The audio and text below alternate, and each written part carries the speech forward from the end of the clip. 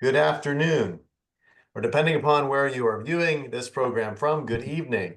My name is Matthew Tapey. I'm the director of the Center for Catholic Jewish Studies at St. Leo University, where I am also an associate professor of theology. I am joined today by my colleague, Rabbi David Mayan, the Maureen and Douglas Cohn Visiting Chair in Jewish Thought, and Assistant Director of the CCJS. We would like to welcome you to Session 1 of Contemporary Jewish and Catholic Perspectives on Just War. As you may know, the moral discourse surrounding the war between Israel and Hamas frequently employs or assumes the language of the just war tradition, including the following terms: combatants, non-combatants, the right of self-defense, etc. These and other just war terms emerged over hundreds of years as part of a complex tradition of reflection on when war can be morally justified. However, current usage of this language by some scholars, leaders, and people in the media sometimes lacks awareness of the debated meanings and origins of these terms and how the concepts relate to one another. What are the just war criteria according to the Catholic and Jewish traditions, and how are these interpreted today? Moreover, how did changing historical circumstances and positionality in relation to political power affect the thinking within each tradition over the centuries? How did the Second World War impact contemporary views of just war? Does the nature of contemporary war and the problem of terrorism require adjusting the just war criteria? Is it necessary to evaluate contemporary conflicts today according to the just war criteria, and how should one do so? The aim of this series is to deepen mutual understanding of both communities' perspectives on just war traditions today. Today's speaker is Dr. Reuven Firestone, the Regenstein Professor in Medieval Judaism and Islam at Hebrew Union College, Los Angeles. Dr. Firestone will present part one of the series, Contemporary Jewish Views of Just War. Dr. Tobias Winwright, Professor of Moral Theology at St. Patrick's Pontifical University in Maynooth, Ireland, will present part two of the series on March 10th, Catholic Views of Just War. Dr. Winwright also joins us today for the discussion portion of the program. It's now my privilege to introduce today's keynote speaker, Dr. Firestone, who is currently in Berlin working on an important research project. Dr. Reuven Firestone is the Regenstein Professor of Medieval Judaism and Islam at Hebrew Union College, Los Angeles. He's the author of over 120 scholarly articles, 8 books on Judaism, Islam, and their relationship with one another, and Christianity, including Journeys in Holy Lands, the evolution of the Abraham-Ishmael legends in Islamic interpretation, Jihad, the origin of holy war in Islam, Children of Abraham, an introduction to Judaism for Muslims, Jews, Christians, Muslims in Dialogue, a practical handbook with Leonard Swindler and Khalid Duran, Introduction to Islam for Jews, and Who Are the Real Chosen People? The Meaning of Chosenness in Judaism, Christianity, and Islam. Additionally, he has published Holy War in Judaism, The Fall and Rise of a Controversial Idea. His books and articles have been translated into Hebrew, Arabic, Turkish, Farsi, Urdu, Bengali, Russian, French, Serbian, Czech, Romanian, Albanian, Macedonian, German, and Indonesian. Firestone is currently chair of the International Abrahamic Forum and is a member of the executive board of the International Council of Christians and Jews. Dr. Firestone, we're so honored to have you speak with us today and present for the Center for Catholic Jewish Studies, and we'll turn the microphone over to you. Thank you. Thank you very much, Professor Tapey, and thank you for all of you for coming. I have a lot to say today, so this is going to be jam-packed with full of information. We're going to move quickly through history. We're going to look at a lot of different things. We're going to look at some texts as well. And I look forward to having the opportunity to have a discussion when we're all done with this. Let me first begin by mentioning that the notion of just war theory, is something that emerged out of before a Christian context, actually a classical context, a Greco-Roman context, and then into Christian tradition. And there's a kind of assumption among Westerners in general that everybody should be, if we're not, functioning according to the rules as they are articulated in the just war tradition. That's really not the way it works. It works that way for Christianity in Western secular ideas. Jews and Muslims have arrived at some of the same conclusions, but through an entirely different process. And the conclusions aren't always the same. So, what I want to do today is take you through a kind of Jewish journey through the history of war and its understanding and anti-war and its understanding in the Jewish tradition.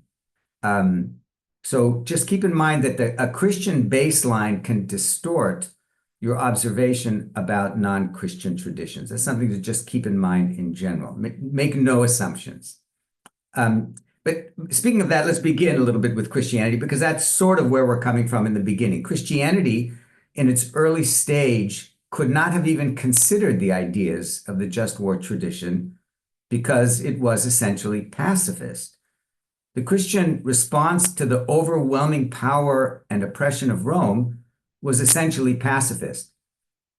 That was not only a moral ideology, it was also a tactic. Because Christians in the empire saw what happened to their Jewish neighbors when they rose up militarily against the empire. It was absolute and total destruction. The deaths of hundreds of thousands in the violence and the aftermath, the destructions of home, exile, starvation, and disease. The battle with Rome eventually migrated from Jews to Christians, who became the next great threat to the empire. But contrary to all expectation, in the battle between Roman paganism, backed up by all the legions of the empire, and Christianity, its only weapon being its people's willingness to die for their faith, Christianity won. Then it was confronted with a problem: what to do with the Roman legions and the power and the rule that it had inherited was so contrary to its values. The just war tradition was a response to this problem. It was, in effect, a rationalization of violence and killing because, well, it benefited governance and control, or perhaps was necessary for it. Just war justifies war. It was designed to put limits on violence and disruption, but it rationalizes war and all the horrors that are associated with it. And it is a decidedly Christian phenomenon, even though it originated among pagan thinkers such as Cicero. Augustine, who was most closely associated with just war thinking in Christianity, along with Thomas Aquinas, who lived in later, Augustine lived in the 5th century, in the 4th century, when Christians were struggling with the problems associated with the reversal of fortune, from vulnerability to virtually absolute power. And you're going to learn more about this in the next session with Dr. Winwright when he gives his presentation. So I'm not going to go there further, except to give you this kind of background. My point here is that Judaism developed its views on war and its limits in an entirely different environment and with an entirely different but somewhat overlapping result. And this is what we are going to consider now with this PowerPoint: Judaism and just war. Now, let's see if I can make the screen move, which is not working now. There it goes. So, jus ad bellum is justification for engaging in war.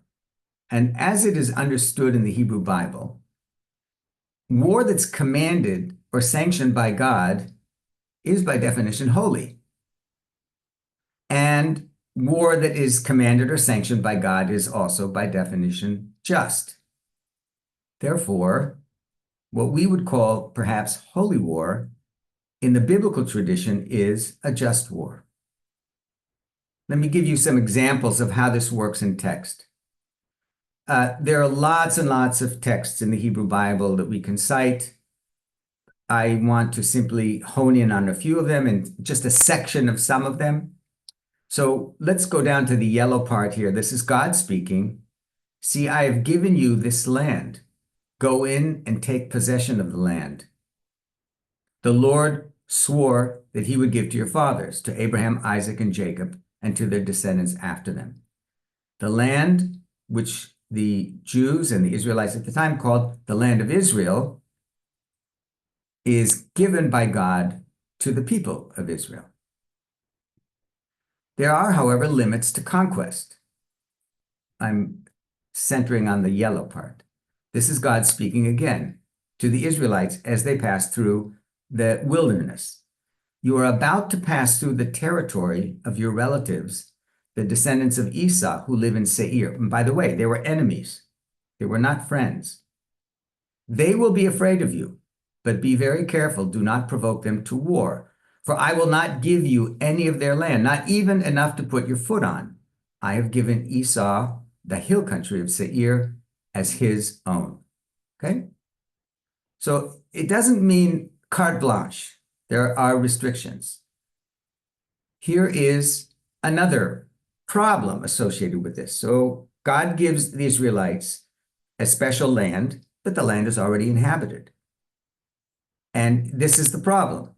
You must not worship, here I'm reading now, you must not worship the Lord your God in the way of the inhabitants that lived in the land before you, because in worshiping their gods, they do all kinds of detestable things the Lord hates.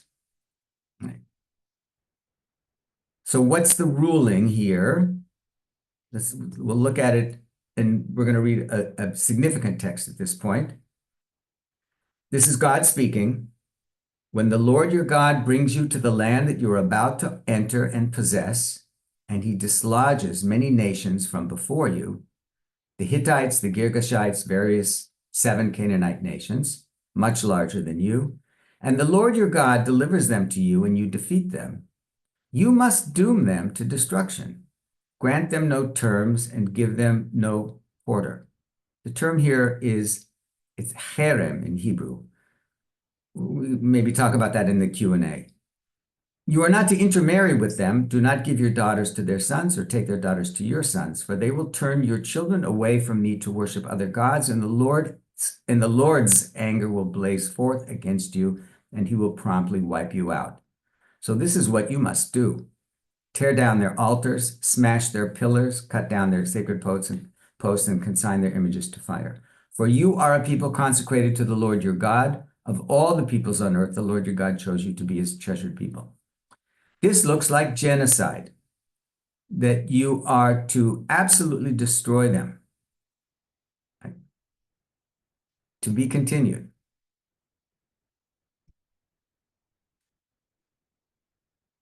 I'm still getting a hiccup on transferring to the next one. Here it goes. Okay.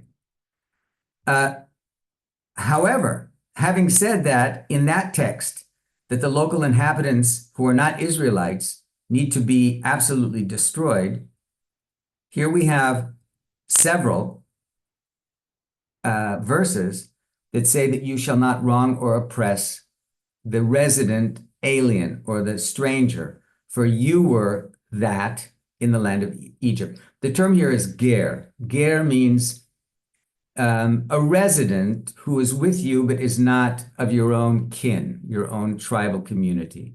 So I'm just going to use the word ger. Sometimes it's translated as alien or stranger, but let's use ger. You shall not, I'm looking at number 2, you shall not oppress the ger.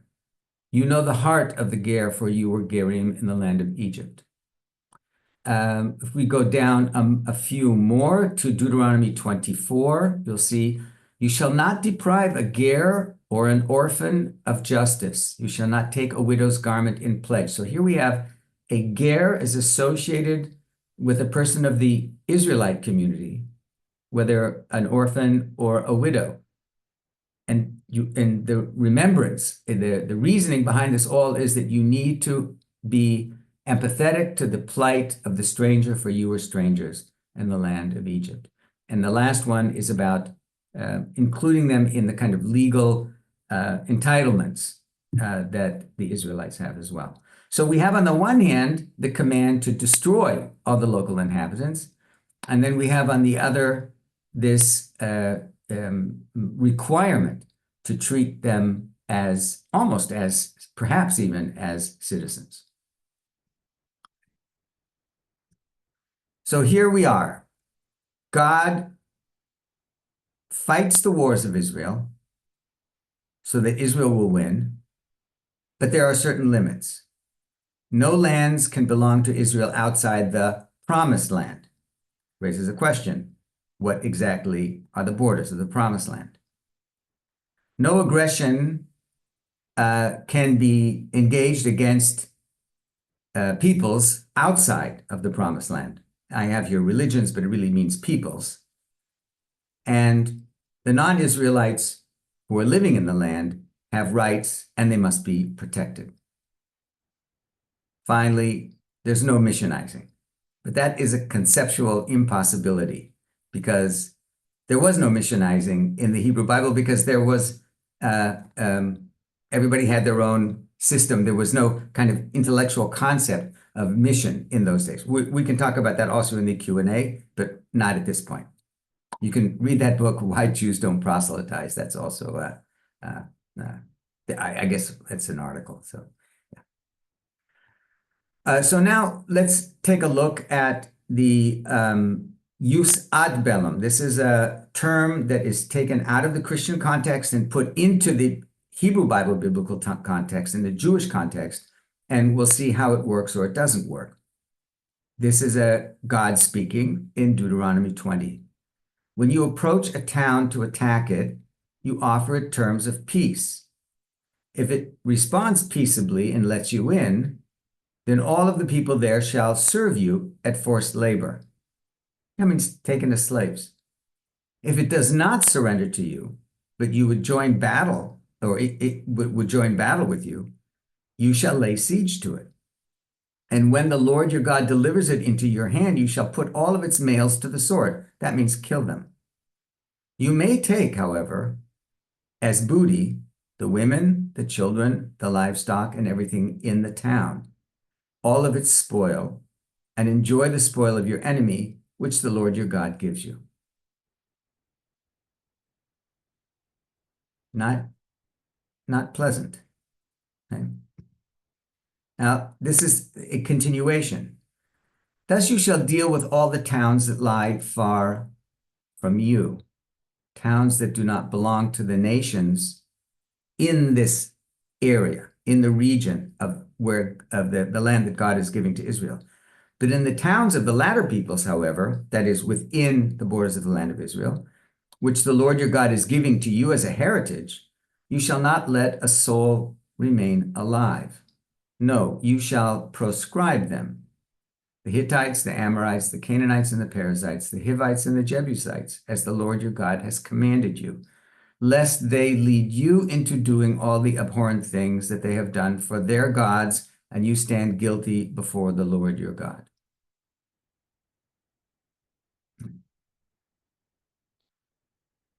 Very difficult. Continuation of the same chapter, the next verse. If you besiege a town for a long time, making war against it in order to take it, you must not destroy its trees by wielding an axe against them, although you may take food from them. You must not cut them down. Are trees in the field human beings that they should come under siege from you? You may destroy only the trees that you know do not produce fruit. You may cut them down for use in building siege works against the town that makes war with you until it falls. Now, I want to go back to this Deuteronomy 7 text because there's an important piece here. And the question that's sort of underlying all this is this what they did?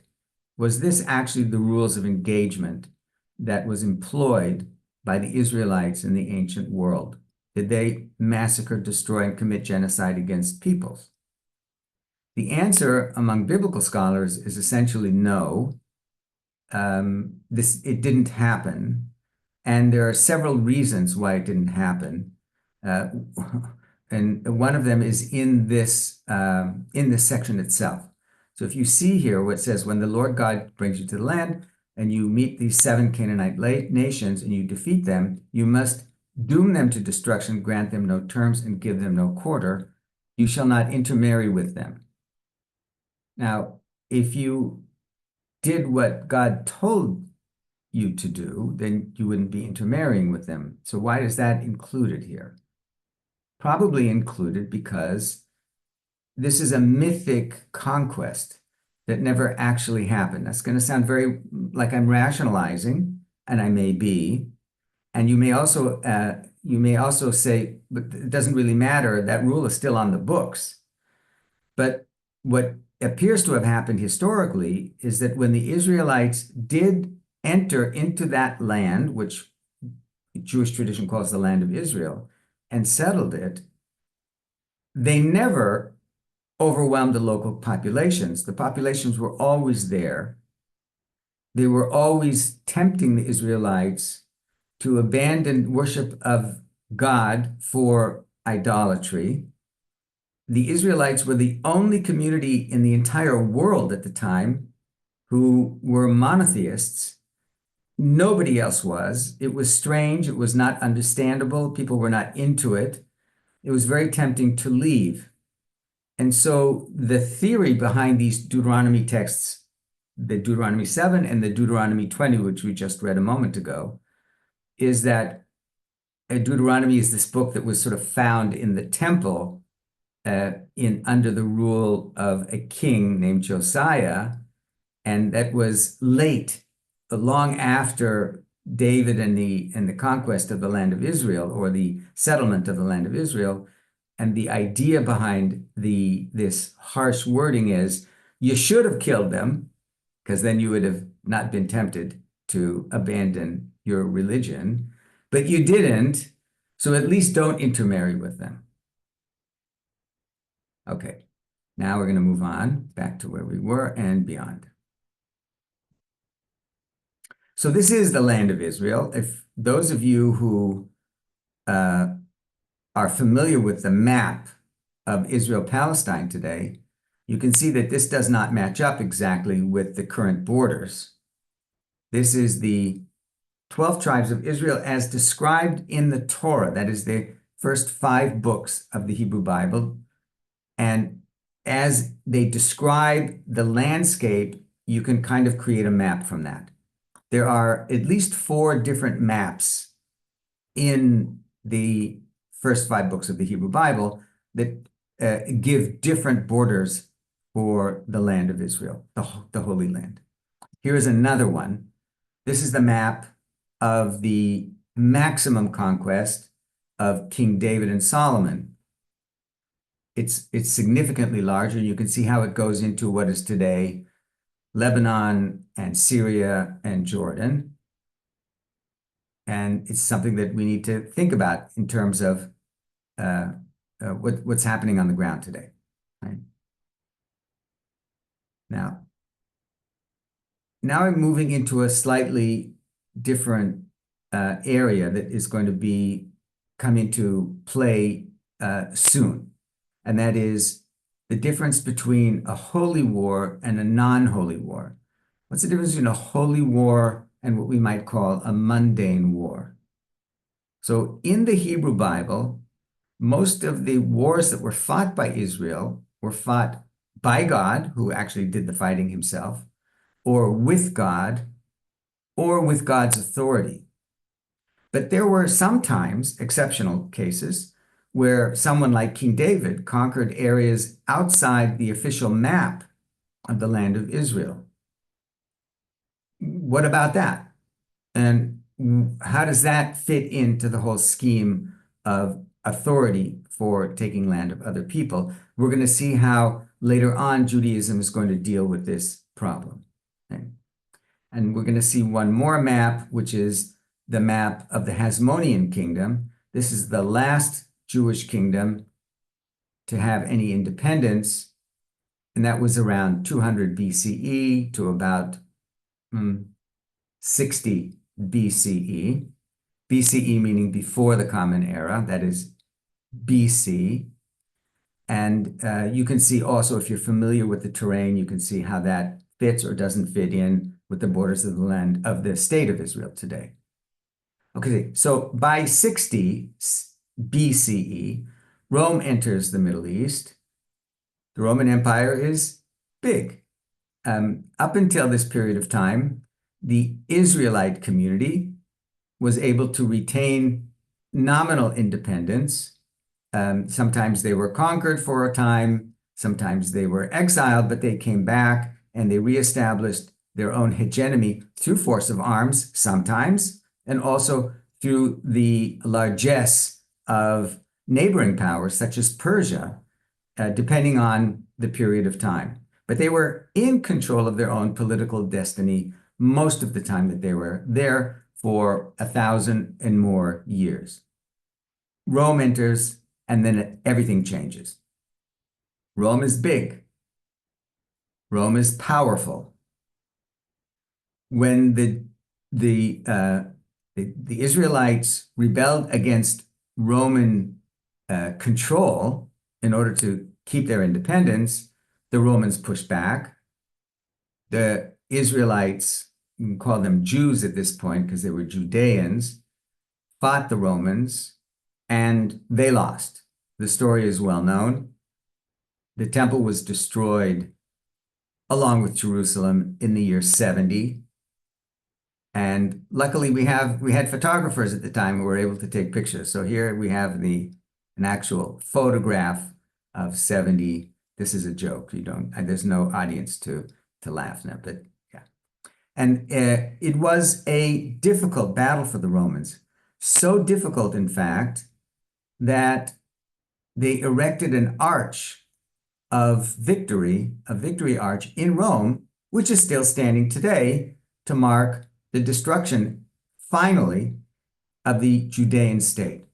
It was so difficult that they erected this monument. And in this monument today, if you can see where the red arrow is, I don't know if you can see that closely, but you'll see a menorah there. This is a menorah that was taken from the treasury of the temple in Jerusalem. This is a close-up of the picture. It's a famous, iconic picture, and a menorah that looks like that is now standing in front of the Knesset in Jerusalem today. Okay, so the Israelites, Judeans, were a militant community of people, and they fought for their independence, and they fought for control of their homeland. And they continued to fight. They rebelled a second time against Rome, about 70 years after the first rebellion. And this was the Bar Kokhba rebellion, which resulted in even greater destruction for the Jewish people. It was horrific. And it completely exiled the community away from the land. And the Romans made sure at that point that there would not be any more rebellion. So Hadrian, who led the destruction of the Jewish revolt, did a series of acts to end a sense of Jewish nationalism or Jewish connection with the land, prohibited Jewish law and practice to be anywhere in the land, prohibited the use of the Jewish calendar. It was an attempt really to commit genocide to end the identity of Jewishness. Executed Jewish religious leaders, burned sacred Jewish scrolls on the Temple Mount, there's records of this, installed a statue of Jupiter on the temple,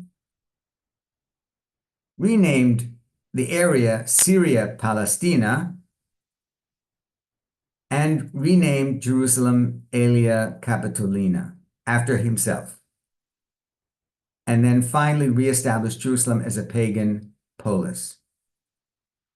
Jews were forbidden from entering Jerusalem except one day per year when they could mourn and the Romans could celebrate the destruction. Okay, so now we are moving to a new stage. With the destruction of the temple and the destruction of the priesthood and the destruction of all of the administrative and cultural icons of Judean life in the land, government, buildings, construction, culture and art, learning. It was the end of biblical religion. And then what continued was a kind of evolution of religion that was Jewish, but no longer biblical. And let's take a look at some of the changes or differences so that we can see how that has an impact on Jewish views on fighting war and violence. So for worship, for example, prayer system was completely different today than it was in the ancient world. There's no offerings, no sacrifices. There's now prayer in a synagogue, not in a temple. The scripture is no longer limited to Torah, which meant in those days the Hebrew Bible, all three sections, but expanded to include the Torah Sheba'al Peh, that is the oral Torah, the teachings, the continuation of divine authority through the Talmud. Theology changed, practice changed, law and the association with the land changed. It's a little more complicated to think about all those differences. Each one of these could probably be a course, so we won't go there. But I want to make it clear that while it's the same religion, it underwent a drastic change when the temple was gone and the people were no longer living under their own control in the land of Israel. So now we call it Rabbinic Judaism. It wasn't the only kind of Judaism. In fact, there still are ancient forms of Judaism that are practiced today that are not Rabbinic Judaism, like Karaite Judaism, for example. But they're very, very small. And for the overwhelming majority of 99% of the Jewish people, all Jews pretty much are Rabbinic Jews. So what does it mean? It means practices and beliefs that are established in the Torah, the Hebrew Bible, but interpreted by the sages who are rabbis. There were no rabbis described in the Hebrew Bible. They didn't exist as a community, as an office.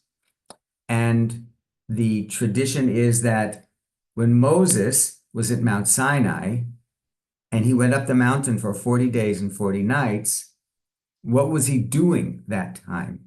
We can read this in the book of Exodus. According to the Talmudic tradition, he was learning Torah with God. He passed that Torah down to his successor, Joshua, who passed it down to the elders in the community, who passed it down to the judges, who passed it down to the scribes, who passed it down eventually to the rabbis, who wrote this down in the Talmud. So this is the oral tradition that has the kind of authenticity of the written tradition of the Hebrew Bible for Rabbinic Jews.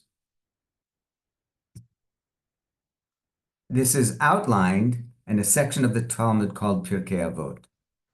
Moses received the Torah from Sinai and gave it to Joshua, Joshua to the elders, just what I told you, the elders to the prophets, prophets to the men of the great assembly, and etc. And that's how the tradition continued. So this tradition, the continuation of tradition, also changed many of the norms of Judaism. One of them, and the one that is important for our discussion today, is a transition from militancy as a sovereign nation that was willing to defend its own borders and expand them at times, to a powerless community of people who would have committed suicide if they tried to continue to be militant. So it was a transition from militarism to quietism. So this is described in many ways in the Talmud.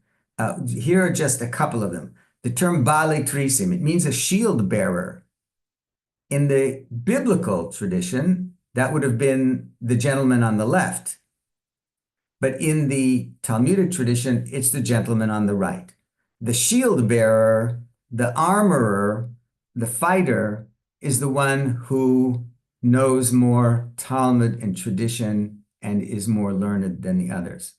There was no emphasis on fighting, even when, let's say, insulted, because it was just too dangerous. After the debacle of the destruction of the temple and the absolute overwhelming destruction of the Bar Kokhba revolt, the leaders of the Jewish people made a massive and drastic change in ideology of war in Judaism, and Judaism became a quietist tradition. I have this only in the Hebrew, Ezehu Gibor HaKoveshet Yisro. It means, who is the real hero? It's the one who can control or can capture his passions. That's who the hero is. Here's another example of how it works. Here is a reference to King David in 1 Samuel in the Hebrew Bible. He was skillful at playing, a fine warrior, a man of war, prudent in speech, and a man of good presence. I've made a mistake by repeating this. And the Lord is with him. This is how the Talmud understands it. Skillful in playing means skillful in asking complex questions. A fine warrior, one who knows how to answer difficult questions. A man of war, who knows how to negotiate in the battle to understand the Torah. A man of good presence, who shows understanding of halakha, that's Jewish law. Prudent of speech, he can infer one matter from another. This is part of the kind of intellectual shakla v'tarya of discourse in Talmudic learning. And the Lord is with him. The halakha, that is Jewish law and tradition, is according to his opinion on every subject. That's why he is powerful and great. He is a great warrior because he's a learned man of Talmud. This is indicative of the transition from biblical tradition, biblical religion, to rabbinic Judaism with regard to war. So the rabbis had a big problem, and the problem was the problem that we have in every generation, and that is that there are young guys, especially, who want to fight back. They don't want to be insulted. They want to prove themselves. They didn't want Jews because they had no power. They had no ability to do it. It would have been suicide to engage against the Romans or anybody else at that time. Dispersed, is a tiny minority community throughout first the Middle East and then Europe and then Central Asia and other areas in Africa. So they developed 3 safeguards to prevent Jews from engaging in war. This is a quietism. First they asked who was a hero. Then they established 3 vows that made it impossible to engage in war. And then they kind of defined the kinds of wars that were found in the Hebrew Bible into 2 categories: commanded war and discretionary war. We're going to go over these very quickly and move on. Okay, so let's take a look first at who is the hero. A story was told in the Talmud more than once that valorizes the scholar over the general. General Bar Kokhba was the man who we call the Bar Kokhba rebellion after. His last stand was in a town called Beitar. It was a fortress town. It was besieged by the Romans. And according to the tradition, the Jews felt that he was so powerful. He was a giant. He could throw ballistas. He could catch them in his knees. What's a ballista? It's a big stone that is hurled by the catapults of the Romans. He could catch them in his knees, pick them up, and throw them back against the Romans. He was legendary. And he was saving this last remnant of Jews from being overwhelmed and destroyed by the Romans. But it really wasn't him who did it. Little did he know the person who was really saving the community was Elazar HaModai. He was the guy on the left. That's a symbol of him, of course. And he was saving the community through prayer. And he was praying to God, please do not let us be destroyed by the Romans today. So nobody knew that Elazar HaModai was the actual savior of Beitar until he was killed. And he was killed through the machinations of a spy who was uh, a Kuti, someone who looked like a Jew, knew about Judaism, but wasn't really Jewish. It's an interesting category, which is too complicated to deal with today, something like a Samaritan. And he knew what was really going on. He went to Emperor Hadrian and he said, I can destroy Beitar for you. I can bring it down for you. And then he came into Beitar. He snuck in through a water pipe.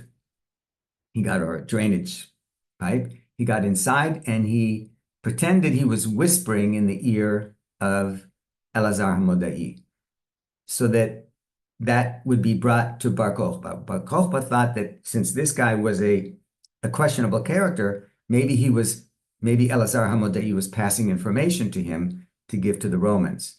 And he said to Elazar HaModai, what are you doing?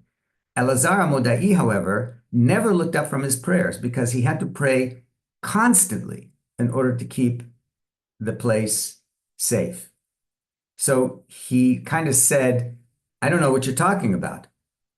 And Bar Kokhba, who was a tough guy, got angry with him and just killed him on the spot. And immediately, Beitar fell, and they were destroyed and overrun by the Romans.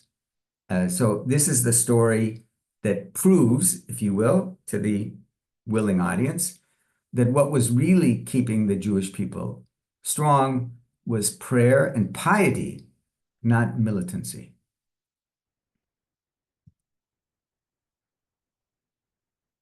There's another safeguard, and that is an interpretation of the Song of Songs.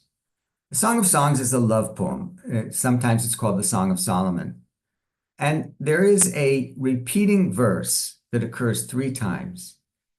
Hishbati etchem benot Yerushalayim. I adjure you, I beg you, O maidens of Jerusalem, by gazelles or by the deer of the field, do not wake or rouse love until it please. What an obscure verse. The rabbis looked at this and some of them came up with a very interesting understanding. Why is this repeated 3 times? And the word is, I adjure you, hishbati etchem. It really means I cause you to swear, as in to make an oath.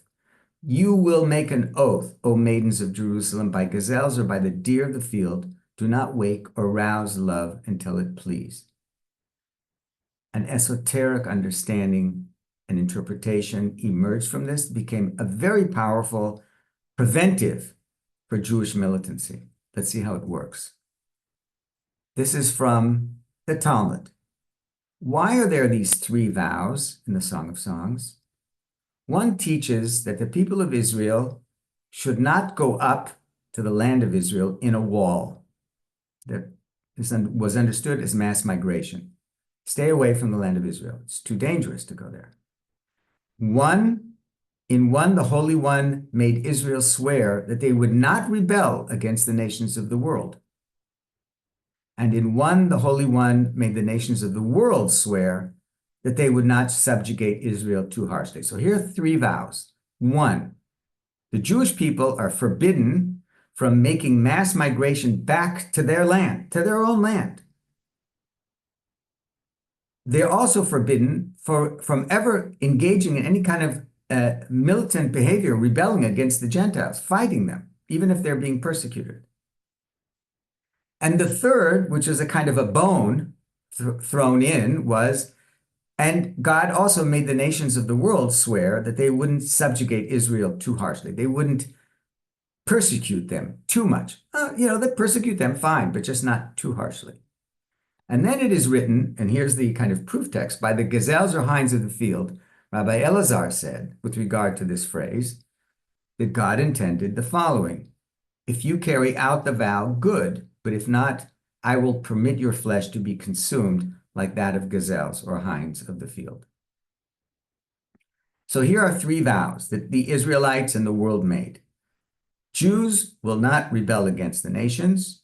Jews will not make mass migration to the land of Israel, which probably explains why there wasn't a lot of migration to the land of Israel for much of the medieval period.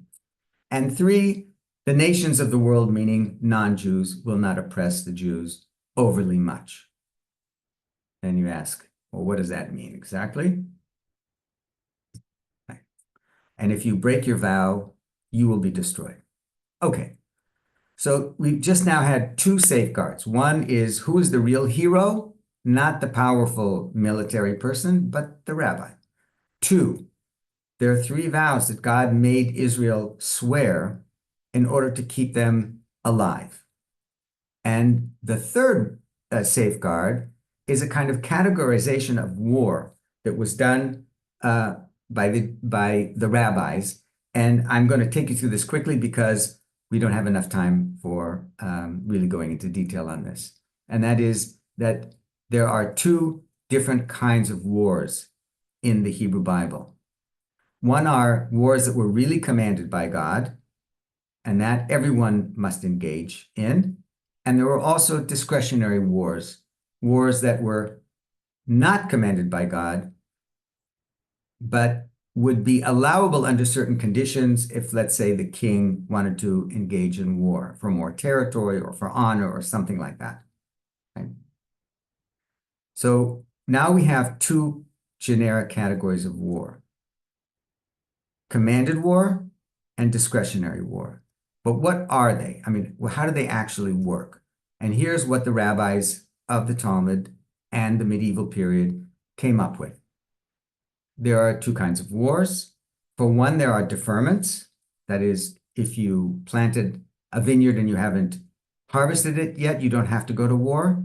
That's for a discretionary war. But for a commanded war that God commands, there are no deferments. Everyone has to go to war. What are they? David's wars are discretionary, meaning his wars of conquest beyond the borders of the land of Israel. Joshua's wars of conquest by the divine command, conquering the land of Israel, that's a commanded war. Any war of defense is also a commanded war. There are no deferments for such a war, right? So we have these two categories. The rules, basically, the rules of what we might call jus in bellum apply to discretionary wars, but not necessarily to commanded wars. For commanded wars, you just get the job done. We're going to move along. The result of the rabbinic safeguards was to create a kind of quietism in Judaism. So sometimes people look at the Hebrew Bible and they say, Jews, wow, you're such a violent community of people. That's not Judaism. That's biblical religion. Judaism is different until the modern period. So let's look at these three stages: biblical, rabbinic, and now the modern period. And here, again, we are in the process. We're still in the process of a change in Jewish military culture that's occurring today, really post World War II, Holocaust, and establishment of the State of Israel.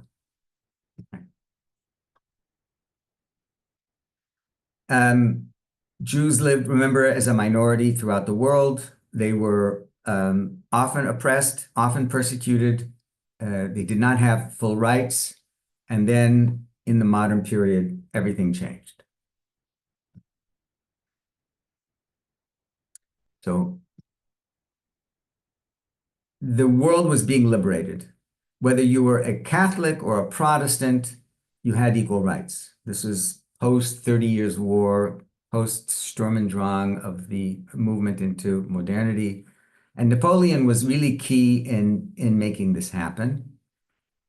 If you are a member of the community, whether the member of the community of France, whether you're a Protestant or a Catholic, if you aspire to the same aspirations of the people of France, then you can and must be a citizen. But there were two communities that seemed so strange and so uncivilized, in a way inhuman, unhuman, subhuman, that they didn't know how to deal with them. And that is Jews and Gypsies, the Roma, Sinti, and Jews. Napoleon really wanted to make this work.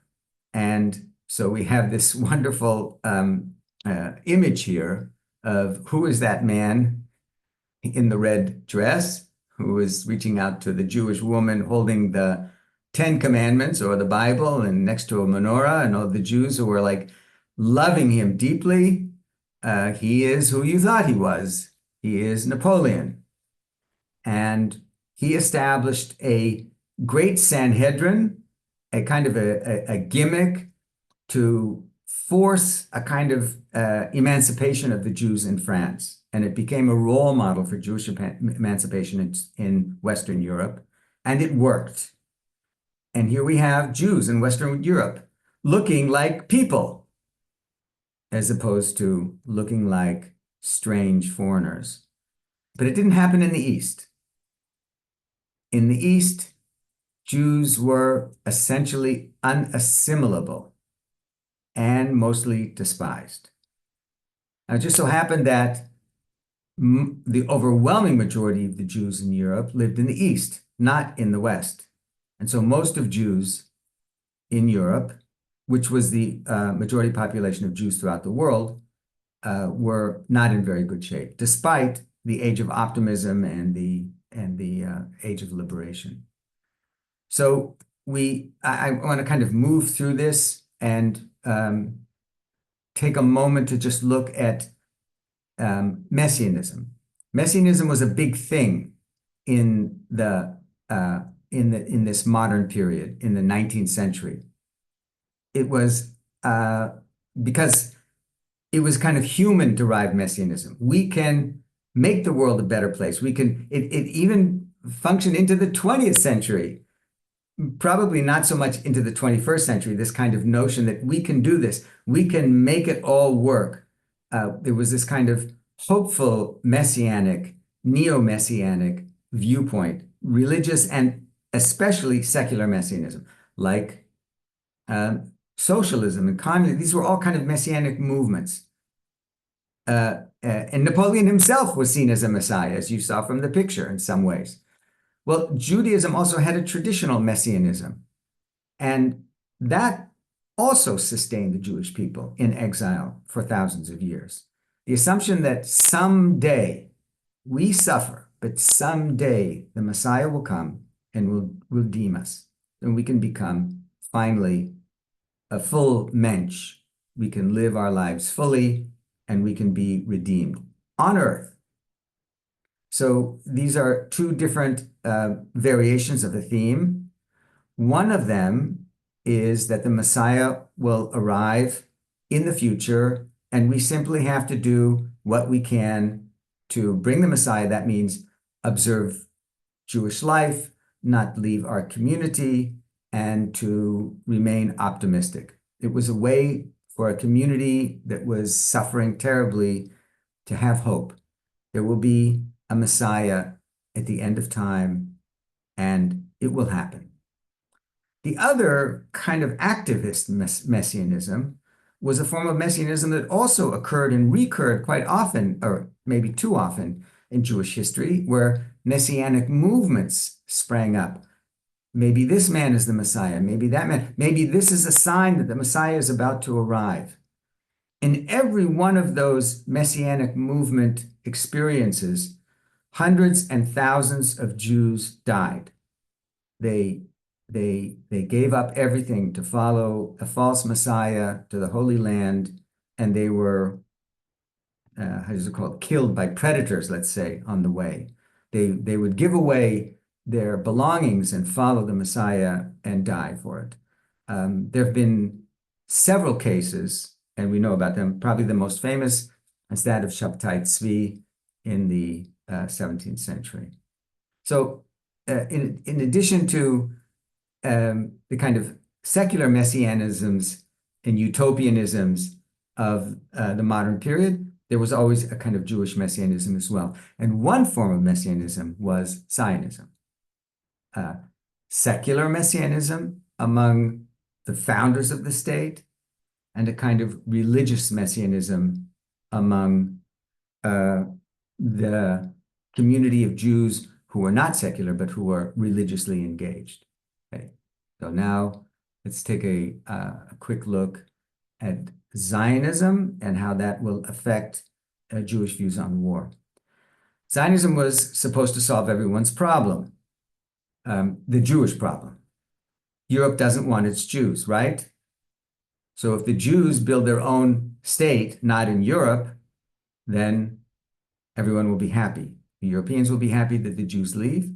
The Jews will be happy that they have control of their own political destiny. Except that where they ended up engaging in reestablishing their hegemony, there was a community of people that already lived there. What then? An idea to keep in your hat for now until we get to the Q&A. So we're moving along to the Holocaust. Modernity brought these advances in technology, but also the largest mass murders in human history. Stalinist purges of millions, the Holocaust of millions more. And there are two logical Jewish responses to the Holocaust I need to talk about, and then we will move on. And this is very important for people to understand. Two logical polar responses to the Holocaust. One, as victims of the most horrendous crime of history, while the world stood idly by, Jews know intimately the meaning of genocide. As such, we have an awesome responsibility, even more than anyone else, to ensure that such an act never happen again. We know the plight of the stranger because we were strangers in Egypt. We know the plight of the downtrodden because we've been downtrodden. We therefore have a special, ironically, special responsibility. But there's another logical response to the Holocaust. As victims of the most horrendous crime of history, while the world stood idly by, we have a special right to survive at any cost. And you, the world, you have no right to judge our behavior. It's a logical response. Which would you choose? One position is outward-looking, demands universal responsibility. The other is inward-looking, fearful, focused entirely on self-preservation. These are ideal-typical, right? Nobody is exactly fully in either camp, but there are two camps, and they're both authentic responses to the Holocaust. Now, to many secular Zionists, the Holocaust proved that Israel, that is the Jews, were hated everywhere because they were a separate nation. That was why, because they're a nation and they don't fit in. They don't belong with the other nations. How do you solve the problem? You simply realize your authenticity by reclaiming your own original organic national identity in your ancient homeland. Indigenous peoples' right to return to their land. Secular Jews do not feel bound by the force of the three vows, right? So secular Zionists engaged in a kind of not intentionally militant, but they were willing to defend themselves and fight for coming to the land. To many Orthodox Jews, not all, the Holocaust was a divine sign of Jewish sin. It was a signal. What was the horrible sin that displeased God so much? There are several possibilities. Jews were assimilating into Western culture, bad. Jews were trying to change Judaism into strange forms, like Reform Judaism, Conservative Judaism, and so forth. Jews were trying to force the hand of God to bring a messianic age in settling the land of Israel, that is, Zionism. So orthodoxy, for the first decades, of the Zionist movement was overwhelmingly against Zionism. Let me say that again. Orthodox Jews were overwhelmingly against the Zionist movement because it was understood as going against the three vows. It was mass migration to the land of Israel, potential militancy and rebelling against the Gentiles, and it's only going to cause more destruction. That's going to change. In the meantime, Arabs were reacting also to Jewish settlement in Palestine. Revolts, defending their land against incursions of people from other lands and other places. And Jews were then defending themselves against that, and then it was just escalating. Who was right? It's not our purpose to try to figure this out here. The fact is that we have two nations or communities or peoples who are fighting over the same land. We just learned how Jews radically changed their view from militancy to quietism. Now we want to look and see very quickly how religious Jews came to believe that their religious tradition justified engaging in war again after 1800 years of quietism, how those safeguards were overcome to promote a kind of aggressive militancy among religious Jews today. Not all religious Jews, certainly not all, but a significant number. And so, yeah. So for Jews to survive, these safeguards need to be dismantled, and they can't be done by people, they have to be done by God. So how is that done? It's understood. United Nations resolution to establish the state of Israel. Might that be a sign of the times, a signal of the impending redemption, of the impending coming of the Messiah? The partition plan, the establishment of the state of Israel, the making the deserts bloom. These are all signs, even in rabbinic tradition, of the impending coming of the Messiah. The chief rabbi of the new state of Israel gave rulings that essentially dismantled the three vows. We don't have to go through them, but it's complicated. And so that to try to engage more religious Jews in the Zionist project. Then there was a Six-Day War, which was also seen as a divine sign, the miracle. There was, if anybody was living at the time, you probably remember that there was fear that Israel would be destroyed because it was surrounded by aggressive Arab states that were making threatening movements. But there was no new Holocaust. Not only did the Jews survive, but they almost tripled the landmass that they owned, including the most important parts of the ancient land of Israel, in Jerusalem, for example, and in what is today the West Bank, Samaria, and that area, where all the biblical action happened. And that was seen by some people as another sign that the Messiah was imminent. Maybe God is behind these changes. Look at the increase in size under the rule of Israel at the time. There were also internal changes in Zionism, kind of normalcy after the revolution. The old socialist, secular, labor Zionist leadership sort of crumbled.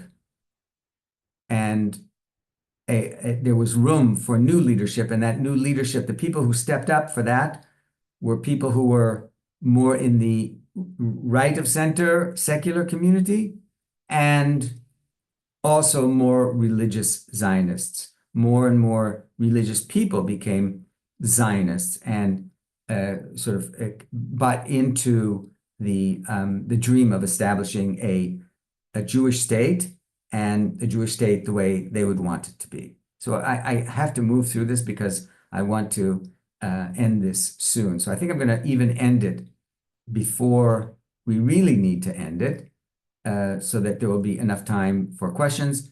And then we can deal with some of the issues that I couldn't cover today, except that I want to mention the 1973 war after the 1967 war, which was a miracle. The 73 war was understood by many Jews as a divine chastisement to Israel for not settling the areas that were captured in the Six-Day War because they were biblically sanctioned areas that were under the control of the Israelites in the ancient world. And the labor government was willing to, at least outwardly, willing to trade that area for peace.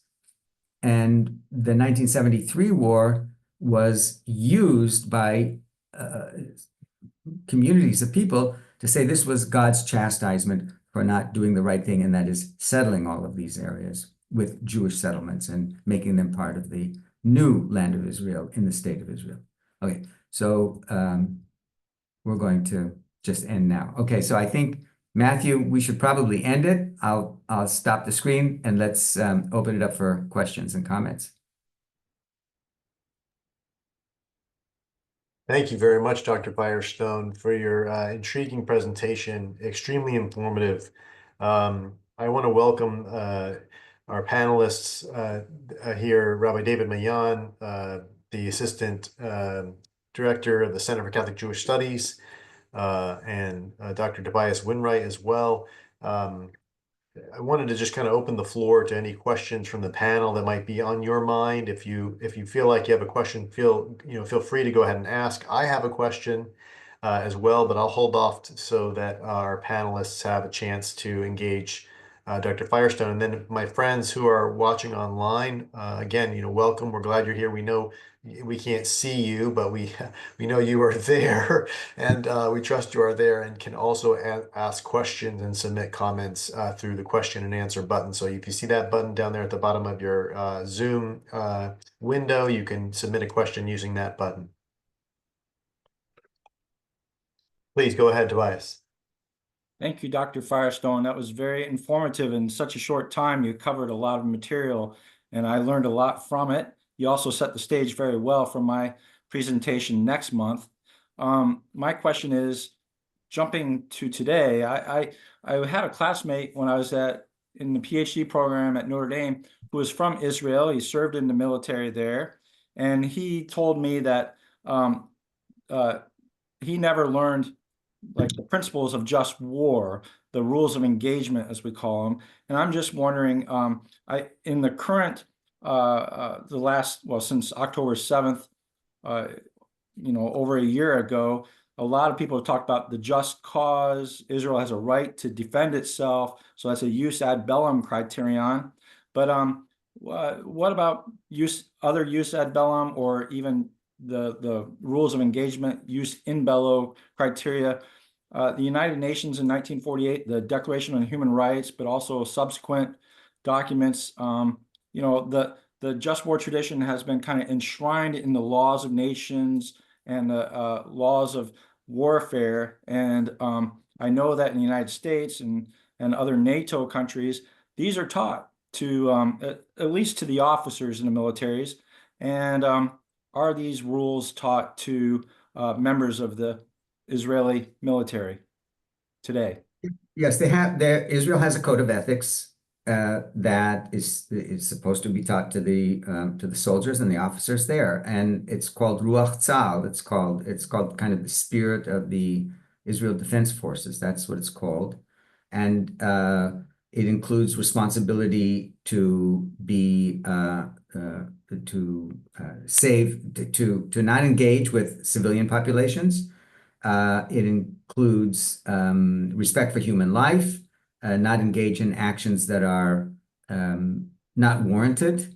So it's got all the regular kind of battlefield regulations that any Western army would have. Now, you can look them up on Wikipedia even. It's called IDF Code of Ethics or something like that. You'll find it there. It's also criticized. There are some criticisms of it, as there are many codes of ethics in military. And then there's a question of under what conditions are people actually going to carry when you're in the thick of battle, or you feel that atrocities have been committed against you and your community. How are you going to act on the battlefield?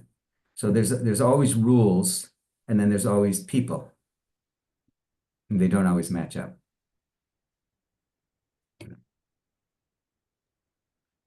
Thank you very much, Tobias, for your question, and for Dr. Firestone for your answer. I thought I would ask a similar question along the same lines as kind of a contemporary question, application of this category of discretionary war versus commanded war.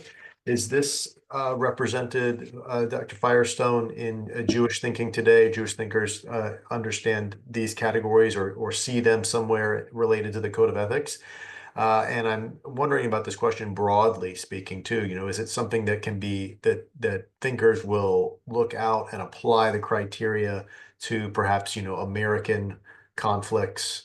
Do Jewish thinkers use these categories for conflicts in analyzing the United States conflicts as well? Yeah, that's a really good question. There's a lot of discussion about this in the Jewish religious world, in the U.S. and in Israel. A lot of time and effort is devoted to this. Nothing before 1948. It's all post 1948, but it's necessary. And the same criteria do not necessarily apply to an army that is, let's say, a Jew who's joining the American armed forces. Not necessarily the same as a Jew who's joining the Israeli armed forces, because for existential reasons and religious reasons and nationalist reasons as well. So yeah, so it's complicated. I'm not familiar with the details there. It's just that's not my thing. I'm not a kind of legalist. That's not what I do in my work. But yeah, but it's there. And yeah. I don't know if I answered your question fully, or if you, Yes. yeah, okay. Yes, that was very helpful. Do we have any other questions from our panelists? One other question I had, Dr. Firestone, was on the subject of biblical Judaism and its relationship as far as narratives are concerned in the Hebrew Bible and interpretation of those as being characterized as violent. You had mentioned that at one point, and I didn't know if maybe I heard you wrongly. If I did, please feel free to correct me. But you said biblical Judaism is violent, and you drew a contrast with rabbinic Judaism and quietism. But you had said earlier that some of the violent texts didn't happen, that they were there to teach a lesson about idolatry. And so I wondered about your interpretation of the biblical tradition. Is there something inherently violent about it or not? Yeah, I'm glad you called me on that, because I think I did use the term violence. What I meant to say, it's militant. There's a difference between militancy and violence, right? So the in the biblical world, as I understand it, I mean, I have to give a lot of caveats here, because you can't know everything.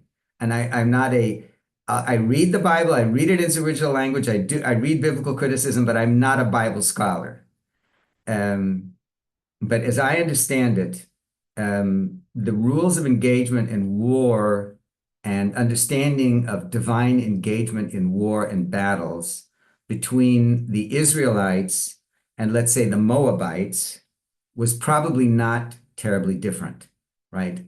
So it's not like the Israelites were not, and how do we know that? Well, because we actually have some texts from the Moabites. I mean, we have the Mesha stone, for example, which describes a war between the Moabites and the Israelites that is also found and described in the Hebrew Bible. So we have two views of the same war, which is fascinating. And by the way, in each side, they won. The Moabite stone said that the king of Moab won, and the Israelite side said that the Israelite king won. So I think it was certainly we don't know how people were really on the ground. We don't know how people really acted. We don't know if people stabbed with a spear someone who was helpless and wounded, or a child, or a non-combatant. We don't really know that because it's not been written about. So we don't have that information. Yeah. But militant, yes, because militancy was necessary for, as it is today in nation states. If you're not militant enough to project enough power and threat against those who would want to take your land or your resources or your labor, then you may lose it. Thank you, Dr. Firestone. Tobias, please. Just real quickly, before I forget, there's also, instead of quietism, there's the tradition, especially in the 20th century, following Gandhi, active nonviolent resistance. So Abraham Joshua Heschel, where would you locate that within your narrative? Yeah, I mean, I think that's part of what demonstrations are about, are active nonviolent resistance, right? So there are a lot of demonstrations in Israel, there are a lot of demonstrations in, Ukraine. There were in Russia until they were suppressed. And so that's a part of the repertoire of engagement. And it's no less so among Jews in the modern period. Jews are very active in this kind of activity. Um, I was going somewhere, but I lost it at the moment. Yeah. So when I think of it, I'll get back. Yeah. Thank you. Thank you, Reuven. Another question that came to mind as you were lecturing was concerning messianism in general. It might be a term that's not familiar for some, but I do think it's an important category for, particularly for Christians and for Jews, to have interesting conversations about the character of the Messianic era in general. I think that that might be one point to highlight as a term to deepen and diversify. You mentioned a number of messianic movements, and in some ways, Christianity is one of those movements. Do you happen to have any comments on on that term in general, and whether and its relevance? Yes, I mean, messianism is, I guess, a term that's not thrown around a lot. I do throw it around a lot, so I'm kind of I don't find it odd. It's also in Islam. Shia Islam is a messianic movement from a break off from Sunni Islam, and there are a lot of kind of messianic tendencies there. There have been messianism is, I guess, at its most basic sense, is a disruption of the normalcy of history, an assumption or a hope that God is breaking through the barrier to cause some redemptive action in the world. Now, I did use the word secular messianism. Secular messianism, in my mind, is like kind of utopian movements are messianic movements. Um, uh, um, Socialism, communism, to solve all the world's problems by reimagining how capital and work is distributed to humankind, has been described as a messianic movement, and it is, because it's revolutionary, and it was intended to uproot and overturn the status quo in order for everybody to benefit from. Now, so far they've all failed because no messianic movement has been successful fully. But some of them have changed history, right? And sometimes for the better. Thank you, Reuven. One question that's been submitted by listeners and viewers of our program is from Dr. John Polakowski. He asks, is there any discussion of post-bellum aspects of warfare? Yeah, that's a really good question, and that's the kind of new trend in this system. And I'm not familiar with it, but I'm not reading it, so I unfortunately, John, I can't answer the question in any kind of responsible way. Thank you, Reuven, very much. Or Elias, Professor. did you have your hand up? I mean, obviously, I co-authored a book on the topic from a Christian moral perspective, and there are philosophers who are not necessarily theologians who are writing on that topic. But I know Michael Walzer has written a little bit about it, but really from a really distinctively Jewish perspective, I have not seen anything myself. Yeah, it's a very important topic. Thank you very much. Are there any other questions from the panelists today, or it looks like we don't have any other questions in the Q&A chat box here. I thought I might, end on this reflection. Reuven, I have a colleague, a Jewish colleague of mine, and we talk often about, current events and challenges. And I remember being enlightened when, after asking my colleague what they were thinking about the current situation and the war between Israel and Hamas, about how he was feeling. And he told me that he felt as if he should be in Israel and that the next chapter of Jewish life was being written in Israel. Can you say something about positionality, maybe? I wonder sometimes when we go to this very difficult topic, um, are our perspectives or are some of the perspectives of those who might come to a conversation, um, are they limited by not being able to see where people stand?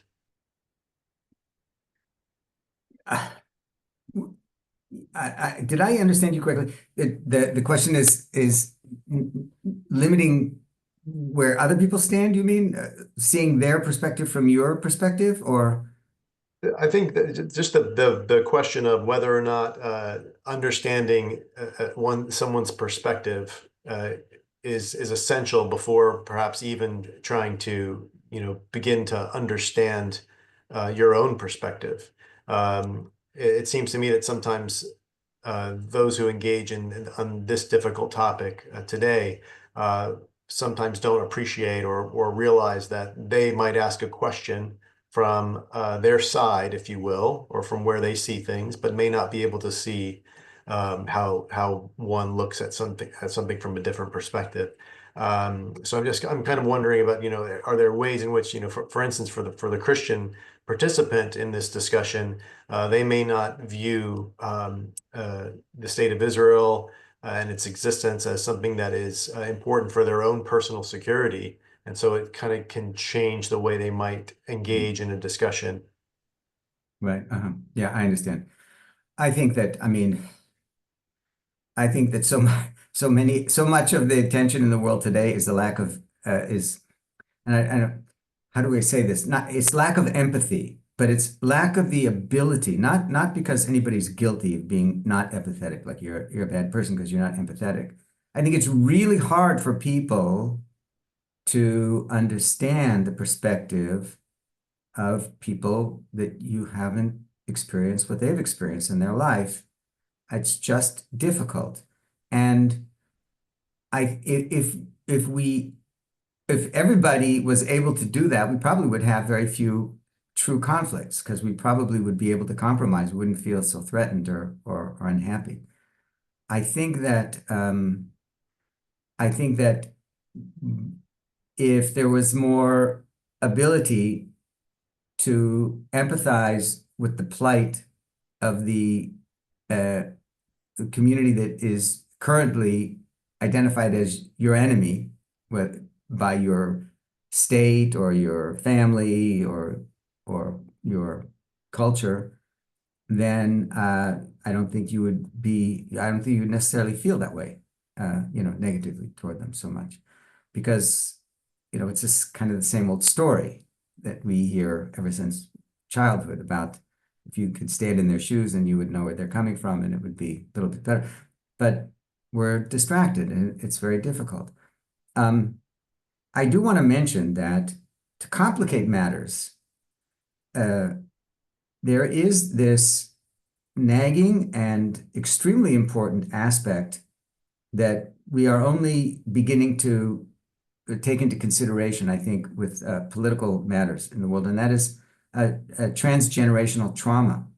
And now that has really afflicted the Jewish people for centuries now.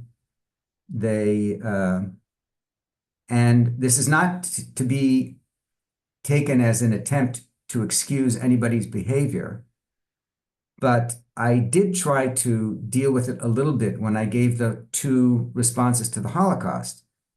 One of the responses is a very open and empathetic, outward-looking viewpoint, and the other one is really, I think, a valid viewpoint. It's not my position, but a valid viewpoint based on trauma, really. Jews have been subjected. We teach each other trauma. It's part of our culture. It's part of our tradition. It's part, the joke. What was it? The joke. What's a Jewish holiday?